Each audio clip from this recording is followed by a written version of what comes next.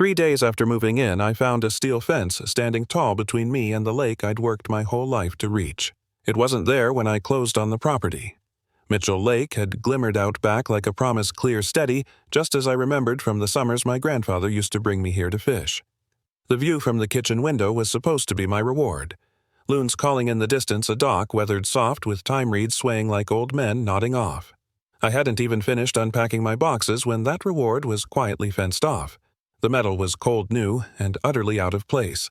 Braced posts dug into the soil like they'd claimed it.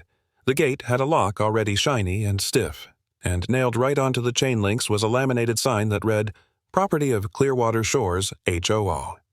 No trespassing." I stood there on the damp grass, still in my sneakers and Sunday t-shirt, clutching a roll of bubble wrap I'd meant to take to the garage. For a moment I thought I had the wrong address. Then my eye caught the little solar-powered blink of my new security cam just beyond the fence line aimed toward the back porch. I'd installed it myself that morning. Inside, I pulled up the feed. At 11:17 a.m., a gray van with no markings backed onto the shared driveway. Out came 3 men in neon vests and gloves hauling posts and panels. And at 11:22, Lenora Vexley, hair sprayed into helmet-stiff waves, blouse-pressed flat clipboard in hand, walked directly to the men, pointed to the lakefront, and began gesturing like a cruise director assigning lifeboats. I watched her lips move on screen. Her face never turned to the camera. But one of the men kept glancing toward my house, fidgeting like he knew this wasn't standard procedure. The video ended at 11:43. They were done in 20 minutes. By the time I walked out there again, the crew was gone. Only Lenora remained standing near the gate with a pen in hand, tapping it against her clipboard like she was annoyed I hadn't come out sooner. "Good afternoon, Mr. Boone." "Right," she said. Voice all courtesy. "You just moved in last weekend?" "Yes, I did," I replied. "And I'm wondering why there's a fence cutting off my lake access." Her smile didn't change. The HOA board made a safety decision. It's temporary, of course. We've had some concerns about erosion access by non-residents and wildlife safety. You know how turtles can get stuck under those old docks? We're simply taking precautions. I looked past her to the glinting water no more than 30 feet away, and the dock I'd planned to refinish that very week. "I have lakefront rights," I said evenly. "It's in my deed. Direct lake access via southern boundary. That dock's on my parcel." "Yes, well," she said, shifting weight. "Those clauses are outdated. The current bylaws, which were revised last year, give the HOA authority to manage shared environmental risks. I can send you the minutes from that meeting. I never agreed to that. I just moved in." She gave a small shrug. "Well, the bylaws were included in your purchase packet. Perhaps your agent didn't review them with you in detail." Behind her, 2 curtains fluttered closed from different windows across the road. "This isn't a shared lakefront," I said. "This property's been privately deeded since 1972. Boone, 2nd generation. My grandfather's name is on the land records." "Well, the neighborhood's evolved." "Mr. Boone," she said softly, "we all have to make sacrifices for collective safety. And this is really about consistency. You see, a unified shoreline appearance helps property values." I took a breath. "Is that what this is about? Appearances?" She flipped a page on her clipboard. "I really do wish you had attended the last HOA meeting. We circulated notice 2 weeks ago. But since you're just settling in, we'll give you time to get familiar. In the meantime, the fence stays." I wasn't sure what made me angrier, her tone, her wording, or the fact that she spoke like she expected me to nod along. Instead, I called the sheriff's department. An hour later, Sheriff Grint showed up in a gray Tahoe with a rust spot on the passenger door. He was maybe in his 50s with a gut he didn't try to hide and a way of looking down at his notepad like it might tell him how to avoid the conversation altogether. "I see what you're saying," he said after hearing me out. "But from where I stand, this looks like a civil matter, not criminal. She installed a fence on my private property without permission," I said. He looked over at Lenora, who had wandered 10 feet away, pretending to examine a bush. "Well, he said you'll need to take it up with the HOA board. Not much I can do unless there's trespass with damage or threat involved. Cutting off property access isn't damage." He gave me a look that said he'd had this argument before and didn't win it then either.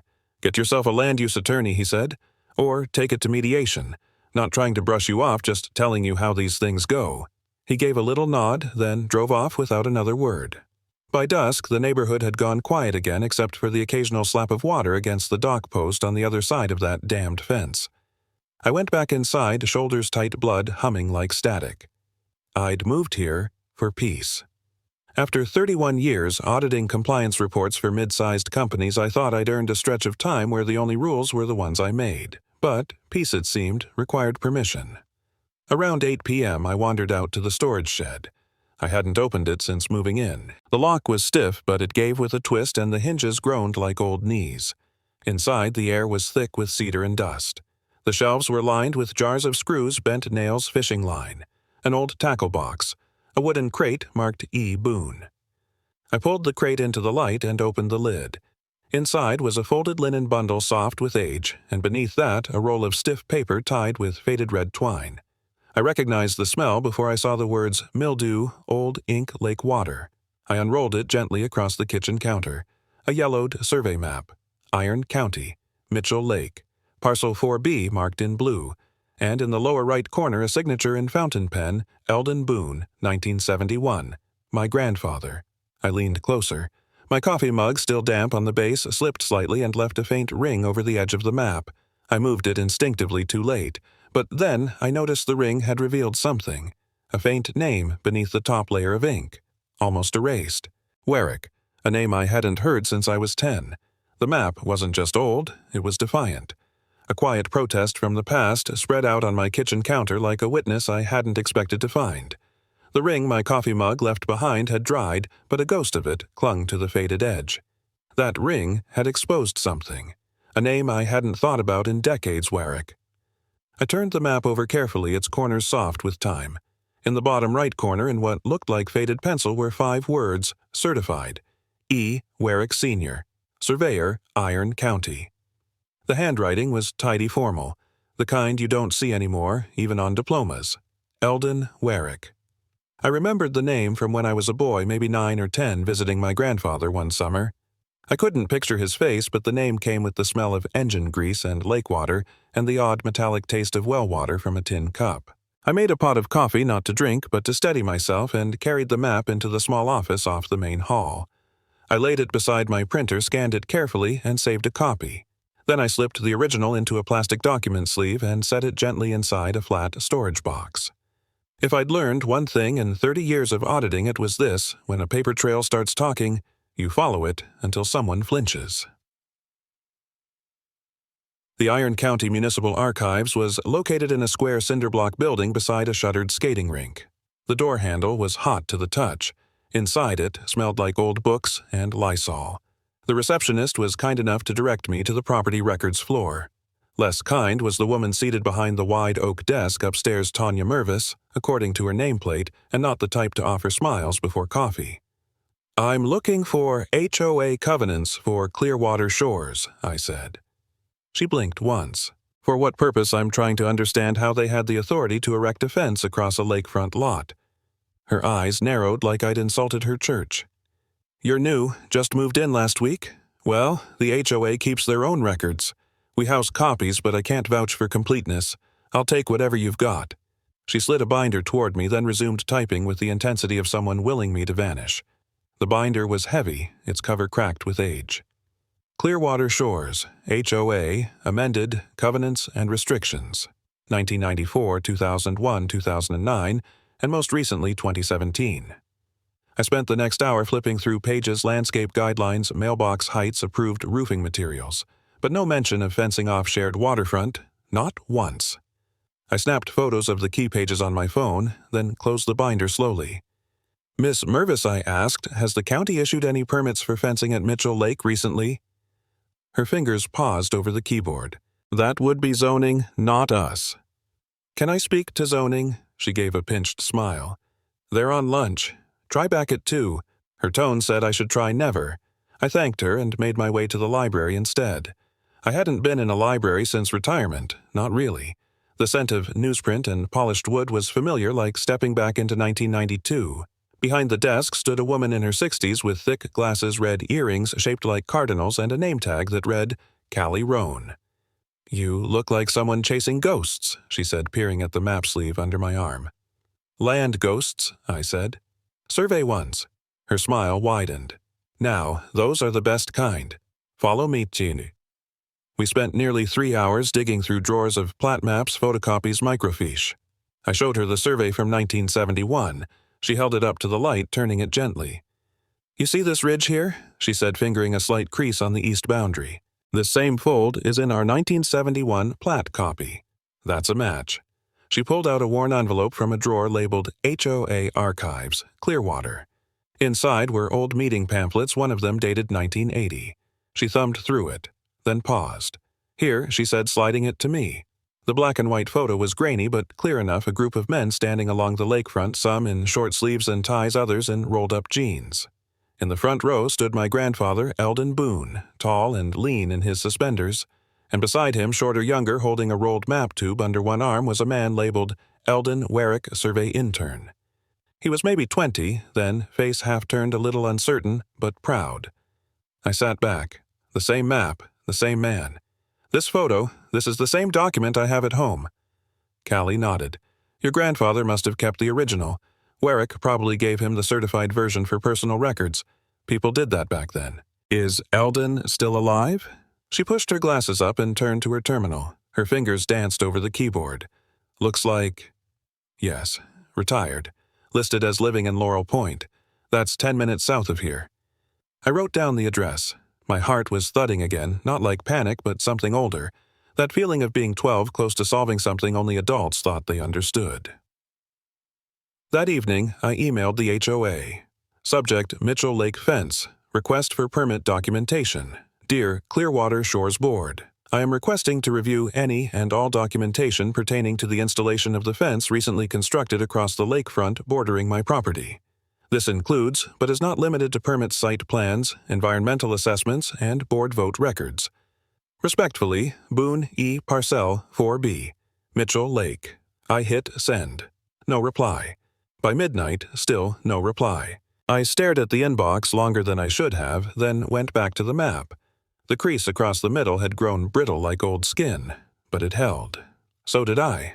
Tomorrow, I would visit Eldon Warwick. The man who once drew the lake's edge now lived a few miles away under a roof that had seen more storms than it let on. Eldon Warwick's home wasn't marked on GPS. You had to know the old names for the roads, the kind that began with county trunk and ended with a number no one painted in years. The gravel crackled under my tires as I pulled up to a low-slung cabin tucked behind a copse of cedar trees. A rusted tin mailbox out front read simply E. Warwick. There was no doorbell, just a single wooden level hanging next to the screen door, its paint faded, but the vial in the center gleamed still perfectly centered. That alone told me everything I needed to know. Before I could knock, the door opened with a slow creak. An old man stood there, thin but upright, with a head of white hair combed like a younger man's. He wore a navy sweater despite the heat and held a steaming mug in both hands, though they trembled slightly as he raised it. "You're Boone's boy," he said, not asking. "Samuel's grandson." I blinked. "Yes, sir. Boone E. after him." He nodded once. "You've got Samuel's fire in the eyes, but you walk quieter." Inside, the cabin smelled like linseed oil and pipe smoke. The walls were lined with maps, real ones hand-drawn in ink showing townships and tree lines and forgotten quarries. A photo of a younger Eldon stood on a shelf near a brass compass mounted in glass. I handed him the folded map. He unfolded it like a priest with scripture. "Parcell 4B, he murmured, running a finger along the inked boundary. "I remember this one. July of 71. It was hot enough to fry fish on a rock. Samuel stood right about." Here he tapped the dock sketch, arguing with the county about setback rules. "1. Of course. You certified this." He didn't answer right away. Instead, he pulled open a wooden drawer beneath the window, rifled through a set of envelopes, and drew out a document encased in thick plastic. "My copy," he said, handing it to me. "Notarized 2 days after the fieldwork. I always made one extra just in case county archives forgot who really walked the lines. The signature at the bottom matched the pencil scrawl on mine, but here it was inked bold. Eldon J. Warwick, Sr., County Surveyor. Seal, stamp, and serial code." "This still holds?" I asked. He tilted his head. "They shouldn't have touched that shoreline. It's written into the land, not just the paper. Survey boundaries don't evaporate with bylaws." He pulled a napkin from the table, unfolded it, and took a stub of graphite from a tin can.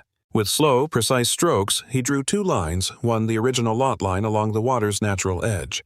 The other, the curve where he guessed the new fence had been built. If they built here, he circled the new line. They didn't just cross your deed, they crossed riparian rights. Riparian, he nodded. Federal Water Access Code. You touch a navigable lake's edge without due process. That's not a neighborhood issue, that's jurisdiction. I took a photo of the sketch, and this could hold up. He reached into his pocket and pulled out a creased business card. The ink had smudged slightly, but the name was readable. Talia Hearn. Land use. Attorney underneath in tiny letters. Licensed Michigan, Wisconsin, Minnesota. Tell her I sent you, he said. She's the kind that still listens to topography. I pocketed the card, heart tight. The fight had shape now. It had borders. It had names. We talked for another hour, mostly about my grandfather. Eldon recalled the way Samuel carried a compass in his coat even when he wasn't surveying, said it helped him remember what was straight. He was stubborn, Eldon said, but fair, hated short cuts. That's why he bought the lakefront himself, not through some development packet. Said no one else would treat it with dignity. He paused, then added, I suspect he'd want you to do the same. The weight of that landed hard. My grandfather had passed in '96, but the echo of his choices was still visible, etched into Shoreline, and signed in ink that outlived him. As I stood to leave, Eldon followed me to the door. The sun was starting to burn low, tossing orange against the lake behind his cabin. One more thing, he said, his voice rougher now. Yes. If they built that fence past the waterline, he said slowly, they didn't just break neighborhood rules. They broke federal riparian code. He held my eyes. There was no triumph in his expression, just quiet urgency. The kind men like him carry when they know what rules mean because they once etched them in the dirt with their own boots. I drove back in near silence, the map in my passenger seat-belted in like it might whisper more if I kept it close. Tomorrow, I'd call Talia Hearn. But tonight, I opened a dusty box of my grandfather's things again. I found the brass compass Eldon must have meant. It still pointed north, and so would I. That evening, just as I was closing the blinds and switching off the porch light, my phone rang. Marin. Her name popped up with that silly contact photo from 2 Thanksgivings ago, face full of mashed potatoes, eyes grinning. Dad, she said before I could even say hello, I ran a LiDAR overlay on that map. You're gonna want to see this. I walked to the back window phone still pressed to my ear and looked out across Mitchell Lake. The moon was bright enough to cut the surface into polished metal. The reflection was perfect, still silver-edged in pine silhouettes. It lay exactly where Eldon's napkin sketch had placed the original line. Not an inch off. That lake hasn't shifted since your grandfather mapped it, I said softly. Well, according to LiDAR data, you're right. Marin's voice crackled faintly. College dorm Wi-Fi. I got the elevation profiles from the USGS public database. Then I aligned the 1971 survey to modern satellite topography. It fits, Dad. It fits. Down to the dock. You're sure? She scoffed. You raised me on margin of error math. It's within 2 inches of the legal demarcation Eldon certified. I pulled the phone from my ear for a second, just to breathe. Marin shared her screen. The soft hum of her dorm lamp lit half her face, freckles dusted under tired eyes. Behind her were stacks of textbooks, hydrology, wetland, law, geographic modeling. My daughter, once terrified of thunder, now talked statutes in her sleep. On the screen, a 3D model of Mitchell Lake. Over it, 2 transparent outlines. The blue line is the natural water boundary, she explained, cursor tracing it carefully. The red is where the fence cuts across. You see the overlap I did? Even a layperson would. Now, watch this, she said, rewinding a few frames. The model zoomed in. Her camera pan followed the digital shoreline until it reached the fence. The simulation slowed. The red line, the fence cut through the legal access path by almost 12 feet. They pierced the boundary, I whispered. Marin nodded. It's blatant, Dad. This isn't gray area. It's a violation. I sat back in my chair, heart pounding slower now, but deeper, like a bass drum instead of a snare. Marin emailed me the overlay file, 3 screenshots, and a short legal summary she'd drafted. Her subject line was short and Surgical Exhibit 3D, Legal Overlay. Fence violation Parcel 4B. She added, HOA can't ignore this. Neither can zoning. This is the nail. I forwarded it immediately to the one person who would know how to drive it home. Subject urgent, visual confirmation for Parcel 4B. Talia attached is a LiDAR overlay model confirming boundary breach by the HOA installed fence. I've included the 1971 survey notarized copy from Eldon Warwick and updated footage of fence location. Awaiting advice. Regards, Booney E. Talia. Herney replied in 42 minutes flat. Her message was only one line. Request formal survey. Here's the statute. Let's move. Attached was a PDF Michigan State Riparian Code Section 324.301/06. Highlighted text in bold. Any alteration to or obstruction of access to a navigable water body must be supported by zoning permits, environmental review, and public hearing notice. Lenora and her HOA had done none of that. The next morning, as I poured cereal into a chipped bowl and watched the lake glint through the kitchen blinds, my inbox pinged. It was from the HOA. Subject line, Notice of Special Meeting, Community Shoreline Improvements. I opened it slowly. To all residents, please be advised that a special HOA board meeting will be held Friday at 7 p.m. to review recent proposals concerning shoreline integrity safety improvements and visual enhancements to community property lines. Attendance encouraged. Clearwater Shores, HOA Board. They weren't retreating. They were striking preemptively, trying to get ahead of the narrative to wrap their fence in the gauze of community wellness, but I wasn't the same man who had stood quiet by the dock a week ago. I opened my flip notebook, scribbled 2 words, print statute, and under it, speak first. That afternoon, I called Eldon. He picked up on the 3rd ring. Warwick, he said like a man still expecting field reports from county interns. It's Boone, I said. They're cornered. HOA's calling a special meeting this Friday. There was a pause, then a breath. Want me there? I looked out at the dock where the water lapped softly against the aged planks as if waiting. I'd like to draw the line, Eldon, I said. In person. You won't be alone, he said. I never left. The meeting room was warmer than it should have been. Not from the temperature, the AC unit above the double doors worked fine, but from the eyes. 27 chairs lined up in neat rows, most already filled with residents holding printed agendas and bottled water with HOA labels. Lenora stood near the front table, flanked by 2 board members I didn't recognize. Her smile didn't reach her eyes. Eldon sat beside me wearing a clean button-up and a bolo tie with a copper compass charm. He hadn't said much since we arrived, just nodded to a few neighbors who gave hesitant half-waves. Some looked confused, others guilty. I scanned the room. Familiar faces I hadn't really known. A couple who'd waved from their porch the day I moved in. A retired dentist who jogged every morning. Even the woman who once glared at my mailbox for not being color compliant. All here. All watching. My folder rested on my lap, thumb tapping its spine. Inside the 1971 survey, the LiDAR overlay the Michigan statute and a letter Marion drafted explaining visual alignment integrity. I'd read it 3 times already. I wasn't nervous. I was anchored. The microphone squealed as Lenora tapped it. Good evening, everyone. She began flipping through a binder thicker than a county budget. Tonight's meeting was called to address a necessary improvement along our shared shoreline. As always, safety and aesthetic consistency remain our top priorities. She launched into slides, aerial photos, mock-ups of fencing options charts showing property value retention. Her voice stayed smooth, too smooth. I leaned toward Eldon. She's laying the groundwork. She's laying bait, he murmured. When Lenora paused to sip water, I stood up. My hand wasn't raised.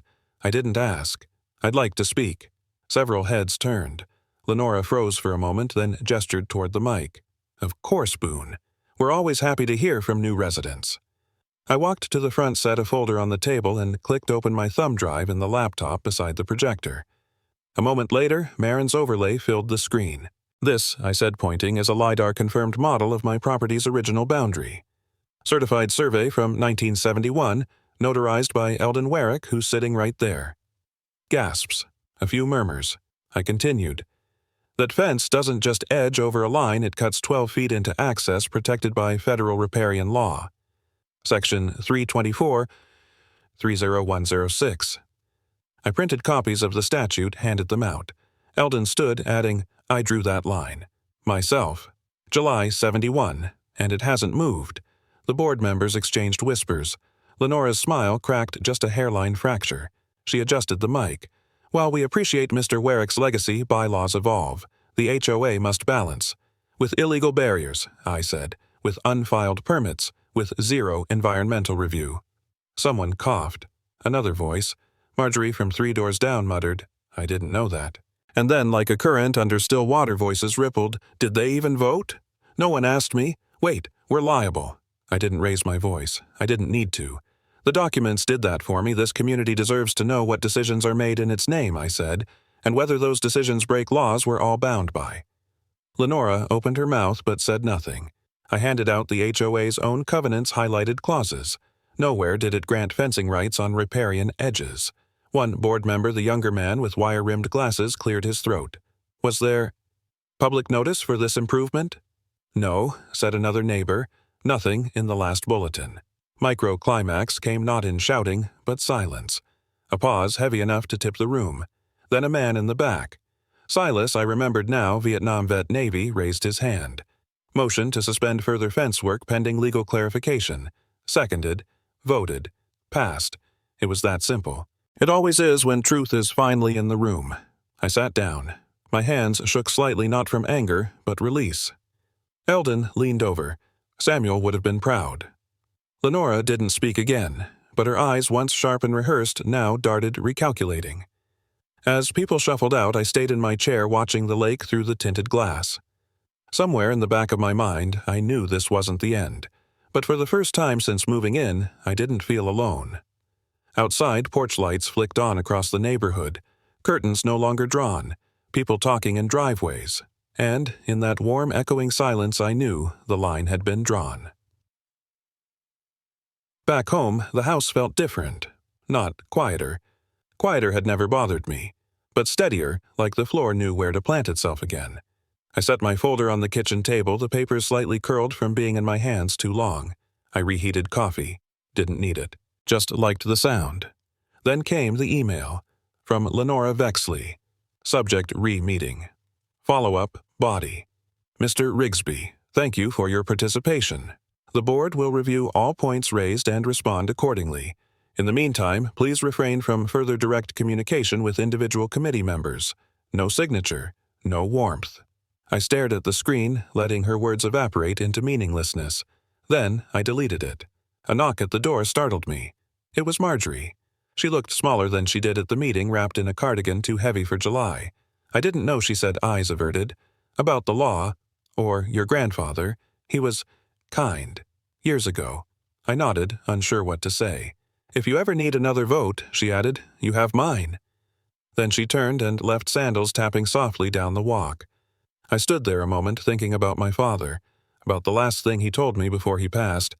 It's not enough to inherit land. You have to earn your place on it. I stepped outside, moonlight catching on the steel fence at the shoreline. The same fence that started all this. I walked to the corner post, the one with the rusted private property. HOA, maintained sign. I took it down. Didn't rip it. Didn't throw it. I just unscrewed it one slow twist at a time and carried it back to the shed. The lake exhaled behind me, and for the first time it sounded like welcome. Surveyor Arlena Drave arrived in steel-toed boots and a Michigan Land Commission badge. She didn't smile. She didn't pause for handshakes or iced tea. Instead, she squinted at the lakefront as if it owed her answers. Then she spoke 4 words, crisp, no nonsense, and louder than a gavel. Let's draw the line. By then, word had spread. Lawn chairs lined the shady side of the cul-de-sac. Neighbors emerged like mushrooms after rain, cautious, curious, clutching coffee mugs or arms folded in quiet judgment. Some waved, some didn't. Otis brought binoculars, though he lived just 2 doors down. The HOA mailbox had been oddly still all week. No flyers, no updates, no fines for out-of-code shutters. Silence as strategy. But silence wasn't going to work anymore. I stood beside Eldon, whose straw hat barely moved in the late August breeze. Talia Hearn leaned on the hood of her Subaru, flipping through a printed copy of the HOA covenants. She gave me a tight nod. We were ready. Arlena motioned to her assistant, a young man who barely spoke but moved with efficient certainty. Out came the GPS tripod, the rolling measure wheel, the orange flag stakes. She began. First, the southwest marker, a cement plug embedded decades ago, still holding beneath a layer of moss. Eldon tapped it gently with his walking stick. My uncle set that. Took him 2 hours to get the angle right. Next came the northern run, 124 feet 3 inches, slicing clean through my dock line and ending just before the fence. Then she stopped. Looked, stepped back. That's 12 feet 3 inches over, Arlena said more to herself than anyone else. Fences inside his lot line, clear as daylight. Lenora stepped forward, lips pursed. Surely this can't be final. The bylaws? Arlena raised a hand without looking up. Ma'am, the bylaws aren't what we're measuring. The earth doesn't shift for paperwork. Sheriff Grint, who'd shown up with reluctant boots and lukewarm coffee, stepped forward with a clipboard. I've got a temporary removal order, issued under Section 301.1 pending dispute resolution or court injunction. A ripple of murmurs passed through the crowd. Someone clapped. Someone else hushed them, but the weight had already shifted. Then Eldon stepped toward Arlena. From inside his leather satchel he pulled the original 1971 map, held it like scripture. Arlena took it, unrolled it, laid it on the hood of the county vehicle. She traced the ink lines with her index finger, then nodded. Matches within 0.3%, she said. That's cleaner than some federal easement lines I've seen. That was it. Climax never announces itself like thunder. It's often a whisper, quiet confirmation that truth patiently carried still has somewhere to land. Lenora didn't argue again. She just stared at the red chalk line Arlena drew across the lawn, firm, final, brutal in its clarity. The line went right through the polished plaque the HOA had mounted last month. It cracked under Arlena's boot. I looked at Lenora. Her blouse was neatly pressed, her jaw tight, but her eyes were somewhere else, somewhere further away than shoreline. Otis leaned over and whispered, "We vote next week." I didn't respond. I didn't need to. The lake glittered behind us unbothered, as if nothing had ever been wrong, as if all it ever needed was for someone to look closely and listen. Trois hommes d'eau. I sat on my back steps, legs stretched, coffee cooling beside me. The wind came off the lake, soft and sure. From my pocket I pulled the map, the old one, the one my grandfather once folded with care. I laid it on my knee, tracing the shoreline with my finger. The ink had faded, but the truth hadn't. Inside those lines was more than land. There was dignity, and it was finally visible again. It rained on voting day. Not a heavy downpour, but that steady Midwestern drizzle that makes you second-guess your shoes and mutter about arthritis. But folks still came. Umbrellas popped open like startled birds. Coffee cups steamed in gloved hands, and those manila ballots creased folded some water-stained were clutched with the quiet fervor of people who hadn't voted on anything more serious than a bake sale in years. The pavilion looked more like a flood shelter. Folding chairs had been dragged beneath the eaves, and someone, maybe Otis, had rigged up a blue tarp to cover the ballot box. It sagged in the middle, collecting water, but nobody complained. I stood off to the side near the coffee urn. Eldon was already there, pouring himself a cup so slowly it looked ceremonial. Samuel used to say rain made people honest, he said without looking at me. Honest or grumpy, I replied. He smiled faintly. Sometimes it takes both. The crowd was thicker than I expected. Couples, widows, the Thompsons and their teenage twins. Even Mrs. Dreyer came out her walker wrapped in plastic bags. There was a seriousness in the air heavier than the rain. Lenora arrived late.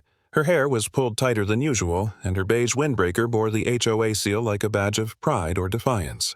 She climbed the small stage steps with the moderator at her side, a clipboard in one hand and a forced smile that didn't quite reach her eyes. We'll begin with closing statements, the moderator announced. Ms. Verna, Ms. Vexley.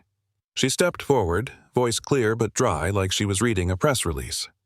I did what I thought was best for this community, she began. In times of uncertainty, strong leadership is necessary, even if not always popular. I regret if anyone felt unheard, but I stand by my intent. Not an apology, not really. I glanced at Talia across the crowd. Her lips tightened. The moderator turned. Mr. Greeley? I hadn't prepared anything long. I didn't need to. I moved here to retire. I began stepping to the mic, rain dampening the back of my shirt. I came for peace, for water, for quiet. I didn't come to fight. But some lines once crossed demand a response. We have rules. We have documents. And above all, we have neighbors. That should have been enough. I stepped back. Then came the video. The screen flickered once before stabilizing. Marin's dorm room behind her was cluttered posters, a half-eaten burrito, a backpack on the bed. But her voice, steady, measured, she spoke about easement laws, showed overlays from the LiDAR scan. compared bylaws to Michigan Civil Code. Then, in the last minute, her tone shifted. My dad didn't come here to prove a point, but he taught me to stand when something's off. Maybe you weren't trying to hurt anyone, but you didn't listen, and if you can't listen, you can't lead. Silence followed. A few heads nodded, one or two clapped before stopping themselves. The moderator cleared his throat. Ballots will now be collected and counted. Please approach by household. It took 20 minutes. The ballots were damp, some smudged. A few required gentle unfolding. Eldon volunteered to hold the umbrella while the moderator read out the names. 29 to remove, he said finally. 3 to retain. There was no cheer, no fist pump, just stillness. And Lenora stepping down from the platform without a word or glance in my direction. She walked past me like I wasn't there. Her shoes left faint prints on the wet concrete. Talia moved closer, her voice low. Now the rebuilding begins, she said, eyes scanning the group. You up for it? I looked around. The people hadn't changed, not yet, but maybe the tone had. The lines were still wet, still raw, but they were real now, and that was a start. After the vote, no one moved for a long moment. The rain had eased to a mist just enough to blur the edges of things. People began folding chairs in silence. No small talk, no laughter, but there was a relief quiet, palpable, like the pressure had shifted without anyone needing to shout. I helped an older man fold his ballot and slide it into the water-warped collection box. He wore a U.S. Navy cap, didn't say the word, just gave me a firm pat on the shoulder and a single nod before walking away. Eldon stood near the back, his straw hat dotted with rain. I watched him carefully unfold the old map one more time as if needing to confirm even now that the truth held. Then he wiped it dry with the sleeve of his coat and tucked it back into its pouch. "You all right?" he asked as I approached. "I think so," I said. "Hard to tell. Feels like breathing after holding your breath too long." We both looked out at the lake. The fence still stood technically, but its authority was gone, stripped by inches and votes. "That map of yours, I said it did more than draw lines." He chuckled. It reminded folks what lines meant. We lingered while the crowd thinned. Lenora's SUV pulled away slow, not speeding, not retreating, just receding. Like fog. Talia joined us a few minutes later, shaking out her umbrella. "Tomorrow, we'll file formal paperwork with the county," she said. "Get the HOA vote notarized. That'll trigger the rollback clause." And then I asked. Then we fixed the bylaws. With eyes open this time. I nodded. "I'll be there." She eyed me. "You sure you want to be part of the new board? I didn't want to be part of any board. That's why you're perfect." Across the pavilion, I caught Marin's video still paused on the screen, her face mid-sentence animated, determined. A young woman, half a state away, had helped redraw more than land. "Think she'll come visit for the next vote?" Talia asked. "I hope not," I said with a smile. "Means we're doing it right." Later that evening, after everyone had gone, I walked back to the lake alone. I followed the red chalk line, now faint from rain, but still visible against the trimmed lawn. It ended just shy of my dock, a dock I'd yet to fish from, yet to host a cookout on, yet to fully claim. I knelt at the base and ran my hand across the soil. It was damp, rich. It belonged to no one and everyone, but today, legally it belonged to me. And that meant something. Before heading in, I drove 2 small stakes into the ground near the old fence line and tied a length of cotton twine between them. It wasn't much, but it was straight, and this time it was drawn by choice. The morning they came to take down the fence, I brewed 2 cups of coffee. One for me, one for the shoreline that had waited. It was October. The maples were already gold at the edges, and the air held that clean kind of chill that made you reach for a flannel shirt without thinking. Talia had called earlier to confirm the county crew would arrive by 8. I didn't need the call. I'd been awake since 5. The fence didn't make a sound when they pulled it from the soil. No scream, no protest. Just metal posts giving way one by one as if the earth itself had finally exhaled. Eldon stood beside me, a thermos in hand. "Thought I'd live to see it," he said. "Didn't think I'd live to help it happen." We didn't speak for a while, just watched. When the final segment was loaded onto the flatbed, he handed me a folded scrap of paper. It was the same napkin sketch he'd made that first day, still smeared with coffee. "You keep that," he said. "It's where the real line began."